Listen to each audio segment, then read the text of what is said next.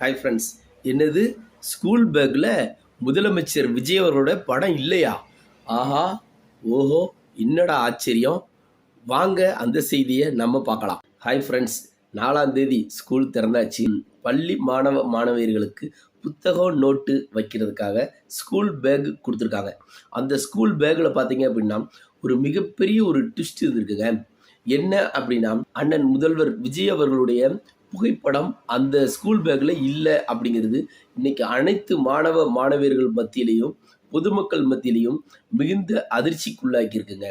அந்த பேக்கில் என்ன எழுதியிருக்காங்க அப்படின்னா, தமிழக அரசு அப்படின்னு எழுதிட்டு கீழே மக்களாட்சி அப்படின்ற எழுத்து மட்டும்தாங்க இருக்கு. இந்த ஸ்கூல் பேக்கில் முதல்வர் அவர்களுடைய புகைப்படம் இல்லாதது மிகப்பெரிய அதிர்ச்சியையும் மிகப்பெரிய பரபரப்பையும் இப்போ தமிழ்நாட்டில் ஏற்படுத்தியிருக்கு.